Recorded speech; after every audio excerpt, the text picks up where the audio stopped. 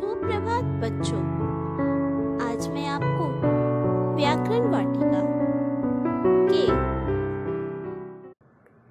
अध्याय 2 वर्ण व्यवस्था, जिसे हम फोनोलॉजी भी कहते हैं, के अभ्यास को हल करेंगे। इसका पाठ हमने पहली कक्षा में पढ़ लिया था। सर्वप्रथम हम बताइए, तत्पश्चात लिखिए के प्रश्नोत्तर हल करेंगे। तो आइए अभ्यास को देखें। बताइए, ये मौखिक प्रश्न हैं। आपको इनके उत्तर मौखिक ही देने हैं। पहला प्रश्न है हमारा, ह्रस्व स्वर कौन कौन से हैं बताइए। सर्वप्रथम मैं आपको ह्रस्व स्वर के बारे में याद दिलाना चाहूँगी। ह्रस्व स्वर जिन स्वरों के उच्चारण में कम समय लगता है वे ह्रस्व स्वर कहलाते हैं। ये 4 हैं, अ, ई, उ एवं री।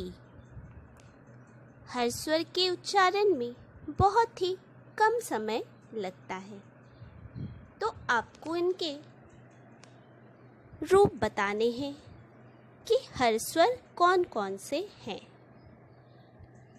दूसरा प्रश्न है, किन्हीं 4 दीर्घ स्वरों के नाम बताइए।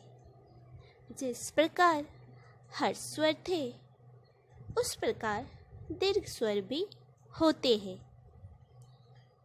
तो पहले हम दीर्घ स्वर के बारे में जानें। जिन स्वरों के उच्चारण में ह्रस्व स्वरों से लगभग दुगुना समय लगता है, वे दीर्घ स्वर कहलाते हैं। ह्रस्व स्वर में कम समय उच्चारण में लगता है, परंतु दीर्घ स्वर में ह्रस्व स्वर की अपेक्षा 2 गुना समय लगता है। ये आ, ई, उ, ए, ऐ, ओ, औ, आ आगत है। ये दीर्घ स्वर कहलाते हैं। आपको इनमें से ही किन्हीं 4 उदाहरण को बताना है। अब तीसरा प्रश्न है हमारा, संयुक्त व्यंजन से बनने वाले 2 शब्द बताइए। इसके लिए सर्वप्रथम हमें यह जानना आवश्यक है कि संयुक्त व्यंजन होते क्या है। वैसे तो हमने पाठ में पढ़ा ही था, फिर भी एक बार और स्मरण कर लेते हैं। जब किसी स्वर रहित व्यंजन दोनों को मिलाकर लिखा जाता है, तो संयुक्त व्यंजन कहलाता है। अर्थात एक स्वर रहित व्यंजन और एक स्वर सहित व्यंजन। जैसे क हलंत, यह स्वर रहित रूप है। मूर्धन्य ष यह स्वर सहित रूप है। दोनों के मेल से अक्ष बना, अर्थात अक्ष संयुक्त व्यंजन है। आपको ऐसे ही त्र एवं ज्ञ, इन तीनों अक्षरों के मेल से 2 शब्द बताने हैं। ये तो हुए बताइए के प्रश्न। अब हम लिखिए के प्रश्न को देखते हैं। निम्नलिखित शब्दों को शब्दकोश के क्रम से लगाइए। शब्दकोश अर्थात डिक्शनरी। आपको शब्दकोश में जिस प्रकार शब्दों को लगाया जाता है, उस प्रकार इन शब्दों को क्रम से लगाना है। शब्दकोश में सर्वप्रथम स्वर और उसके पश्चात व्यंजन का क्रम आता है। सर्वप्रथम स्वर में अनुनासिक अर्थात अ चांद बिंदु, अनुस्वार, विसर्ग, तत्पश्चात आ, फिर आ चांद बिंदु, आ की मात्रा अनुस्वार और आ, फिर आगत, फिर हर्षई अनुस्वार।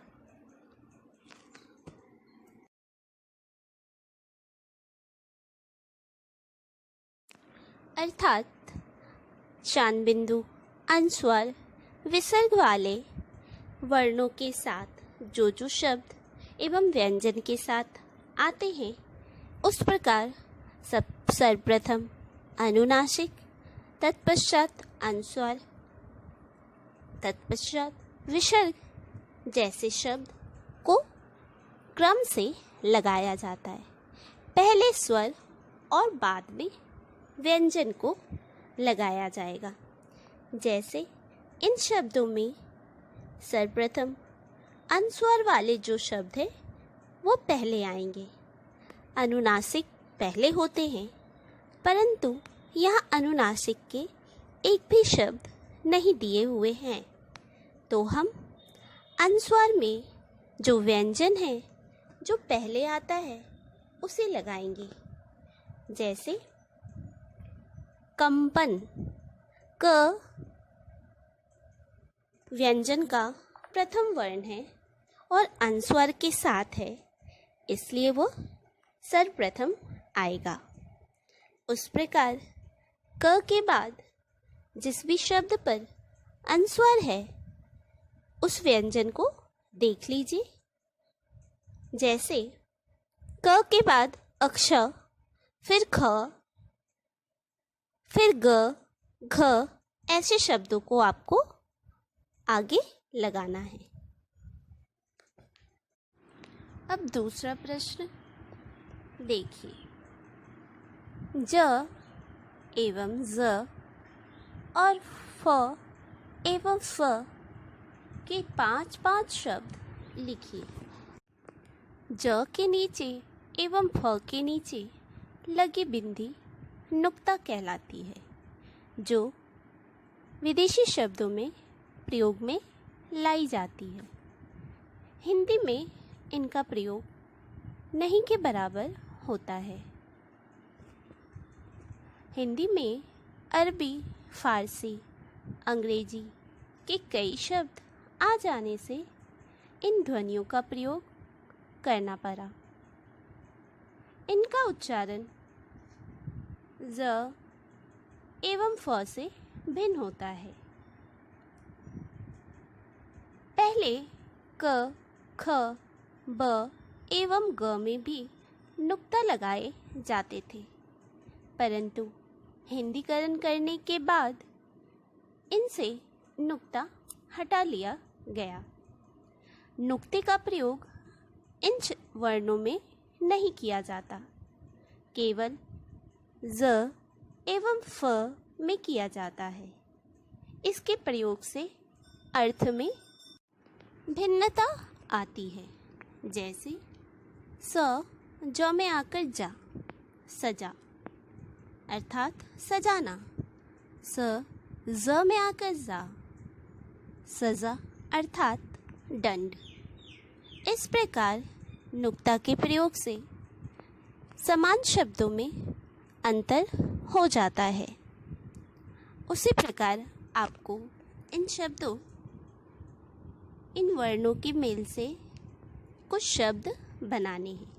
फ से फन अर्थात सांप का फन।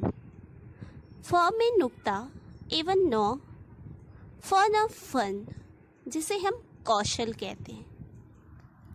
तो इस प्रकार फ और ज के आपको शब्द 5-5 लिखने हैं। अब हम अगले प्रश्न की ओर बढ़ते हैं। अगला प्रश्न है हमारा अघोष नीचे लिखे वर्णों में से घोष और अघोष वर्ण अलग अलग कीजिए। घोष एवं अघोष, इनके बारे में जान लेते हैं। घोष वर्ण क्या होते हैं? स्वर तंत्रियों के कंपन के आधार पर वर्णों को दो भागों में बांट दिया गया है। स्वर यंत्र अर्थात ग्लॉटिस्ट में कंपन के आधार पर वर्ण दो प्रकार के हो गए हैं, घोष एवं अघोष।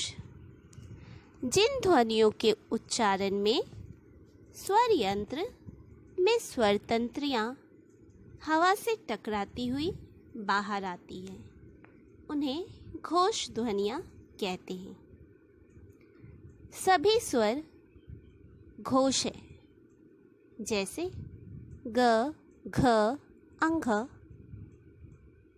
ज, झ, य। ये व्यंजन के क वर्ग, च वर्ग, ट वर्ग, ट वर्ग, प वर्ग के तीसरे, चौथे और पांचवें वर्ण व्यंजन हैं तथा य, र, ल, व, ह, अड़, ढ, ज घोष ध्वनियां हैं। उसी प्रकार जिन ध्वनियों के उच्चारण में स्वर तंत्रियां दूर दूर रहती हैं, किसी से टकराती नहीं, उन्हें अघोष ध्वनियां कहते हैं।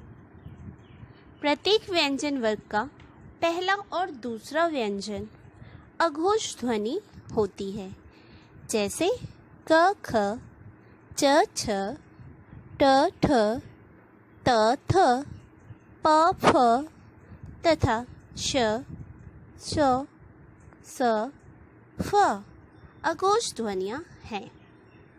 अर्थात क वर्ग व्यंजन के प्रत्येक वर्ग के तीसरे, चौथे एवं पांचवें व्यंजन घोष ध्वनियां होती हैं और पहले दूसरे अघोष ध्वनियां कहलाती हैं। आप इतना याद रखिए कि घोष ध्वनियां तीसरा, चौथा और पांचवा व्यंजन होता है और अघोष पहला और दूसरा। एवं ताल श, मूर्धन श, दंत श एवं फ अघोष ध्वनि के अंतर्गत आएगा। उसी प्रकार य, र, ल, व, ह, अड़, ढ, ज घोष ध्वनि के अंतर्गत आएंगे। आप इस प्रकार इनको अलग कीजिएगा। अब अगला प्रश्न है हमारा, सही विकल्प पर सही का निशान लगाइए। पहला प्रश्न है, कौन सा स्वर ह्रस्व नहीं है? अर्थात इनमें से कौन सा स्वर दीर्घ है? आपको उसमें टिक करना है। अ, ई, उ, ए कौन सा स्वर इसमें ह्रस्व नहीं है? तो ए दीर्घ स्वर है, इसका उत्तर ए होगा। अब दूसरा प्रश्न देखें, कौन सा स्वर दीर्घ नहीं है? इसमें से आपको हर स्वर निकालना है।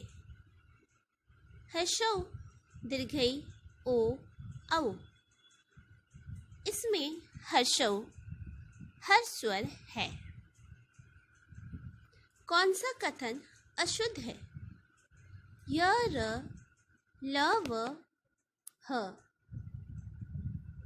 सघोष ध्वनियां हैं अर्थात घोष ध्वनियां हैं। य, र, ल, व अघोष नहीं है, ये सघोष है, ये सही है। श, श, फ घोष ध्वनियां हैं सही। य, र, ल, व तालव्य श और तंसो सघोष ध्वनियाँ हैं। क्या ये सही है? आप इसके जो सही उत्तर है उस पर टिक लगाइएगा। कौन सा कथन शुद्ध है? 4 विकल्प दिए गए हैं, आपको इनमें से शुद्ध कथन पर टिक करना है। आप इसे पढ़िएगा एवं शुद्ध कथन पर टिक लगाइएगा। 5वां है, कौन सा आगत स्वर है? यहाँ 4 विकल्प में एक उत्तर है जो आगत है, उस जो अंग्रेजी शब्दों में ज़्यादातर प्रयोग में लाया जाता है, जैसे बॉल, डॉल। तो इनमें कौन सा ऐसा वर्ण है जो आगत है? आपको उनमें टिक करने हैं। इस प्रकार आप सही विकल्प पर सही का निशान लगाकर इसे पूरा कीजिएगा। इसे आप पुस्तक में ही हल करें। जिन बच्चों के पास पुस्तक ना हो वे अपनी उत्तर पुस्तिका में इसे हल करें। आज के लिए बस इतना ही। धन्यवाद।